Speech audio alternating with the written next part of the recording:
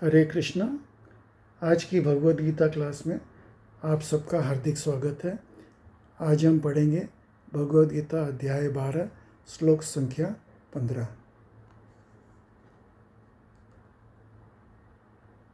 यस्मान्नो द्विजते लोको लोकान्नो द्विजते च यः हर्षामर्षभयोद्वेगैः मुक्तो यः स च मे प्रियः। अनुवाद: जिससे किसी को कष्ट नहीं पहुंचता तथा जो अन्य किसी के द्वारा विचलित नहीं किया जाता, जो सुख दुख में, भय तथा चिंता में सब भाव रहता है, वह मुझे अत्यंत प्रिय है। तो भगवान अभी भक्ति योग के अंदर अपने भक्त की क्वालिटी बता रहे हैं कि भाई मेरा भक्त ऐसा होना चाहिए, मेरा भक्त ऐसा होना चाहिए। तो ये सब जान करके हमारा क्या कर्तव्य है, हम अपने आप को वैसा बनाने की कोशिश करें। क्योंकि हमारा ध्येय क्या है? हमारा ध्येय है भगवान का सबसे प्रिय बनना। हम भगवान को प्रेम करना चाहते हैं, भगवान हमको प्रेम करते हैं। तो लेकिन भगवान को अगर कोई चीज़ प्रिय है तो हम वैसा बनने की कोशिश करना हमारा कर्तव्य है। तो भगवान यहाँ पे ये सब क्वालिटीज़ बता रहे हैं। अगर जैसे आपकी वाइफ है, आपको जो है आपकी वाइफ के ऊपर गुलाबी रंग की साड़ी पसंद है, तो आप मन में सोचते हैं भाई वो गुलाबी रंग की साड़ी पहने तो अच्छी लगेगी, लेकिन अगर वो काली पहन करके आ जावे तो आपको नहीं अच्छी लगती। तो अगर वो ये समझ ले कि भाई मेरे पति को ये पसंद है कि मैं गुलाबी पहनूं, और वो गुलाबी साड़ी पहन के आप भी प्रसन्न, वो भी प्रसन्न, एक दूसरे। तो उसी तरह से भगवान यहाँ पे जैसे लक्षण बताते हैं, हमको चाहिए कि हम भगवान के बताए हुए लक्षणों के हिसाब से अपने आप को ढालें। तात्पर्य पढ़ेंगे श्रील प्रभुपाद द्वारा। इस श्लोक में भक्त के कुछ अन्य गुणों का वर्णन हुआ है। ऐसे भक्त द्वारा कोई व्यक्ति कष्ट, चिंता, भय या असंतोष को प्राप्त नहीं होता। क्योंकि भक्त सबों पर दयालु होता है, अतएव वह ऐसा कार्य नहीं करता जिससे किसी को चिंता हो। साथ ही यदि अन्य लोग भक्त को चिंता में डालना चाहते हैं तो वह विचलित नहीं होता। वास्तव में सदैव कृष्ण भावनामृत में लीन रहने तथा भक्ति में रत रहने के कारण ही ऐसे भौतिक उपद्रव भक्त को विचलित नहीं कर पाते। तो क्योंकि भक्त जो है एकाग्रचित होता है, कोई उसको डिस्टर्ब भी करना चाहता है तो वो डिस्टर्ब नहीं होता इजीली, वो सब इग्नोर करता है। जैसे वो भगवद गीता के श्लोक में अपने मात्रा स्पर्शस्तु कौन्तेय सुख दुख शीतोष्ण सुख दुखदा। तो जैसे सर्दी आती है, गर्मी आती है, हम लोग उसको बर्दाश्त करते हैं। जैसे सर्दी के अंदर में भी हम स्नान करते हैं, जैसे गर्मी के अंदर में भी माताएं भोजन पकाती है, पसीना आता है लेकिन फिर भी पकाती है। तो उसी तरह से हम विचलित नहीं होते। तो ये जो है कृष्ण भावनामृत में जो आदमी फिक्स हो जाता है, लोग बाग उसको विचलित करने की कोशिश करते हैं लेकिन वो विचलित नहीं होता। आगे पढ़ेंगे। सामान्य रूप से विषयी व्यक्ति अपने शरीर तथा इंद्रिय तृप्ति के लिए किसी वस्तु को पाकर अत्यंत प्रसन्न होता है, लेकिन जब वो ये देखता है कि अन्य के पास इंद्रिय तृप्ति के लिए ऐसी वस्तु है जो उसके पास नहीं है, तो वह दुख तथा ईर्ष्या से पूर्ण हो जाता है। जब वह अपने शत्रु को बदले की शंका करता है तो वह भयभीत रहता है, और जब वह कुछ भी करने में सफल नहीं होता तो निराश हो जाता है। ऐसा भक्त जो इन सभी उपद्रवों से परे होता है, कृष्ण को अत्यंत प्रिय है। तो जो भक्त अभक्त होते हैं, जो भक्त नहीं बने हैं पूरी तरह से, वो लोग जो हैं हमेशा विचलित रहते हैं। उनको कोई चीज़ नहीं मिली तो गुस्सा आता है, उनको दुख होता है। दूसरे के पास कोई चीज़ है वो देख करके उनको ईर्ष्या होता है, वो दुखी हो जाता है।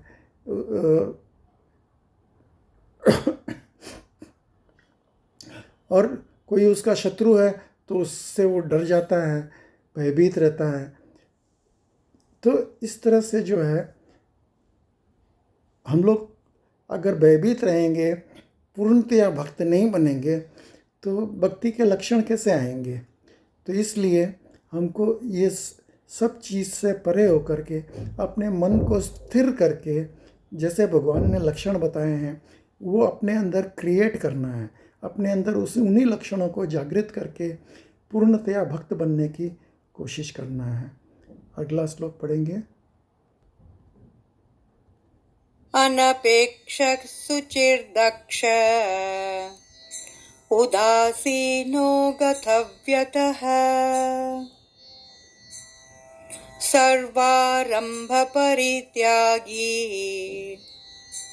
यो मद्भक्त स मे प्रियः। अनुवाद। मेरा ऐसा भक्त जो सामान्य कार्यकलापों पर आश्रित नहीं है, जो शुद्ध है, दक्ष है, चिंता रहित है, समस्त कष्टों से रहित है और किसी फल के लिए प्रयत्नशील नहीं रहता, वो मुझे अत्यंत प्रिय है। अब आप सोचो, आपके अगर 5 बच्चे हैं, ये बोलता है मुझे ये दो, मुझे ये दो, मुझे ये दो, 4 बच्चे मांगते रहते हैं कुछ। एक बच्चा एकदम अपने आप में बिंदास है, नहीं, मेरे को कुछ नहीं, मेरे पास सब कुछ है, थैंक यू पापा, आपने मेरे को सब दिया है, थैंक यू। तो पापा किससे ज़्यादा खुश रहेंगे? जो मांगते रहते हैं, बोला यार ये इन लोगों की तो आदत ही है मांगते रहने की। और जो खुश है, बोला हाँ ये देखो कितना अच्छा बच्चा है, मैं जो भी दे रहा हूँ उससे ये शांत है, प्रसन्न है।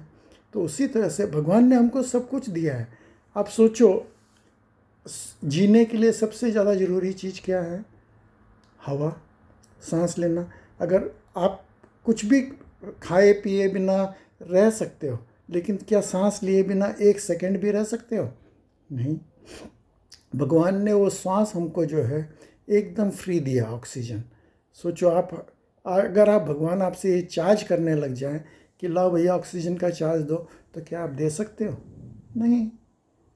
तो भगवान हमको सब कुछ देते हैं, फिर भी हम क्या भगवान से सौदेबाजी करते हैं? मंदिर जाकर प्रभु हमको ये दे दो, प्रभु हमको ये दे दो। ये कोई तरीका थोड़ी है। तो इसलिए जो है हमको भगवान से जो निष्काम नहीं मांगेंगे, भगवान अपने आप ही हमको सब कुछ देते हैं। अभी छोटा बच्चा जो है वो खाली रोता है, उसको ये नहीं मालूम कि उसको क्या खाना है, उसने सुसु कर दिया, उसने पॉटी कर दिया, कुछ उसको मालूम नहीं पड़ता है।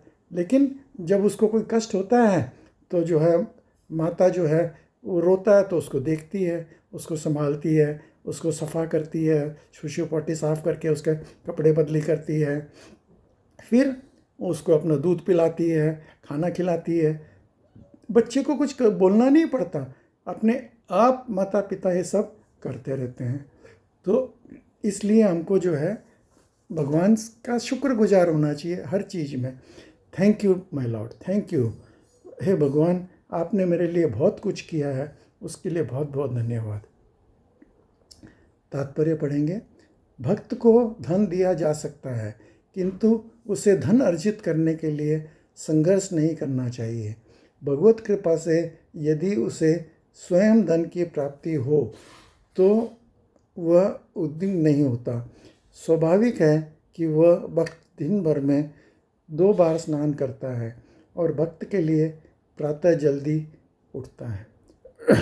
तो भक्त को अपने आप को स्वच्छ रखना चाहिए, दिन में कम से कम भी 2 बार स्नान करना चाहिए। और ब्रह्म मुहूर्त में 3:30 बजे 4 बजे जो है ब्रह्म मुहूर्त, तो सूर्योदय के पहले उठना चाहिए, ताकि उठ करके भक्ति कर सके, भगवान के नाम का जाप कर सके। तो सूर्य जो है वो भगवान के रिप्रेजेंटेटिव है। वो देखते हैं कि देखो कितना सीरियस भक्त है, मेरे उठने के पहले उठ करके भक्ति कर रहा है। ऐसा कहा गया है कि जो सूर्य उदय के पहले उठ करके और स्नान करके एक आसन पे बैठ करके और भगवान की पूजा पाठ करने में, भक्ति में लग जाए, उसको सोने की थाली में हीरे जवाहरात भर करके दान करने जितना फल मिलता है। अब आप सोचो, आज सोने का दाम क्या है, उसके अंदर थाल, वो भी थाली नहीं, थाल, बड़ा वाला थाल, और उसके अंदर हीरे जवाहरात भर करके दान, मतलब उसकी वैल्यू कितनी है, और करोड़ों अरबों रुपये में वैल्यू हो जाती है। उसको दान करने का फल खाली कितने से में मिलेगा? सूर्योदय के पहले स्नान करके और आसन पे बैठ के भगवान का नाम का जाप करो, भगवान की पूजा करो, तो इसमें मिल जाएगा। चलो भाई, हम इतना तो नहीं कर सकते, कोई बात नहीं। सूर्योदय के पहले आप उठ जाओ, स्नान वान कर लो, उसके बाद में भाई चाय वाय पी करके हम भक्ति करेंगे, लेकिन स्नान करके तैयार हैं तो ऐसे केस में भी उसको जो है चांदी की थाली में, अब आप आज तो चांदी का दाम भी बहुत बढ़ गया है, तो चांदी की थाल और उसके अंदर सच्चे मोती। अब उस सच्चे मोती का दाम, जो लोग सच्चे मोती का कारोबार करते हैं वो समझते हैं कि सच्चे मोती का दाम कितना होता है, ये दान करने का फल मिलता है। चलो भाई, इतना भी नहीं कर सकते, कोई बात नहीं। सूर्य उदय होते ही उठ करके खड़े हो जाओ, उठ के खड़े हो गए और फिर नहा धो करके, और सबसे पहला काम भक्ति के कार्य में लग जाओ। चलो भाई, इतना भी करते हैं तो सूर्य भगवान देखते हैं, चलो भाई कुछ तो कर रहा है, तो उसको क्या है, उसको लोहे की थाल में, अब लोहा भी तो आजकल बहुत कीमती हो गया है, लोहे की थाल में और कोयला भर करके दान करने का जितना फल मिलता है। तो आप सोचो कि आपने जरा सी एफर्ट किया, उसके लिए आपको कितना फल मिल सकता है। तो हम क्यों इस ज़बरदस्ती के एफर्ट को नहीं करके और अपने फल को क्यों खोएं? तो इसलिए हमेशा जो है वो भगवान का प्रिय बनने के लिए ये करना चाहिए। आगे पढ़ेंगे। इस प्रकार बाहर तथा भीतर से स्वच्छ रहता है। तो स्नान करके बाहर से स्वच्छ होते हो और भगवान का नाम और भक्ति करने से आप अंदर से स्वच्छ होते हो। भक्त सदैव दक्ष होता है क्योंकि वो जीवन के समस्त कार्यकलापों के सार को जानता है और प्रामाणिक शास्त्रों में दृढ़ विश्वास रखता है। तो हम शास्त्र क्या हैं? वो हमारी माता है। माता अगर बोल दे ये तुम्हारा पिता है, तो उसके बाद में कोई किंतु परंतु हो ही नहीं सकता। उसी तरह से हमको शास्त्रों के ऊपर दृढ़ विश्वास रखना चाहिए। भक्ति कभी किसी दल में भाग नहीं लेता, भक्त कभी किसी दल में भाग नहीं लेता, अतएव वो चिंता मुक्त रहता है। समस्त उपाधियों से मुक्त होने के कारण कभी व्यतीत नहीं होता। वो जानता है कि उसका शरीर एक उपाधि है, अतएव शारीरिक कष्टों आने पर वो मुक्त रहता है। शुद्ध भक्त कभी भी किसी वस्तु के लिए प्रयास नहीं करता जो भक्ति के नियमों के प्रतिकूल हो। उदाहरणार्थ, किसी विशाल भवन के बनवाने में काफ़ी शक्ति लगती है, अतएव वो कभी ऐसे कार्य में हाथ नहीं लगाता जिससे कि उसकी भक्ति में प्रगति न होती हो।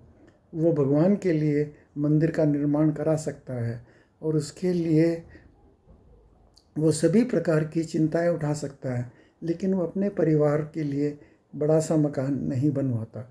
तो इसमें मार्कंडेय ऋषि का एग्जाम्पल है। मार्कंडेय ऋषि इस संसार के सबसे ज़्यादा आयुव्यान व्यक्ति हैं। महाप्रलय में भी वो जिंदा रहते हैं। तो मार्कंडेय ऋषि ने कभी अपना आश्रम नहीं बनाया। लोगों ने बोला, ऋषि जी आप अपना आश्रम क्यों नहीं बनाते? बोले मेरी आयु कितनी है, इतनी सी, अभी मैं उसके लिए आश्रम बनाने में टाइम क्यों व्यर्थ करूं? और हम लोग क्या करते हैं, हमको दिल्ली से लेकर के और कलकत्ता जाना है ट्रेन में, तो हम वो ट्रेन के अंदर उसको मखमल का गद्दा एक्स्ट्रा लगाएंगे, एक टीवी एक्स्ट्रा फिट करेंगे, अगर इस तरह की तैयारी करने लगे, अभी 12-15 घंटा की जर्नी है और उसके अंदर हम ये सब तैयारी करें, इसको क्या बोलते हैं? मूर्खता। तो हम अपना समय बर्बाद करना, ये बहुत बड़ी मूर्खता है। तो हमको अपना समय जो है भगवान की भक्ति में लगाना चाहिए, न कि अनर्गल चीज़ों में अपना समय व्यर्थ करना चाहिए। अगला श्लोक पढ़ेंगे। यो न हृष्यति न द्वेष्टि न शोचति न काङ्क्षति शुभाशुभपरित्यागी भक्तिमान्यः स मे प्रियः। अनुवाद: जो न कभी हर्षित होता है, न शोक करता है, जो न पछताता है, न इच्छा करता है, तथा शुभ तथा अशुभ दोनों प्रकार की वस्तुओं का परित्याग कर देता है, ऐसा भक्त मुझे अत्यंत प्रिय है।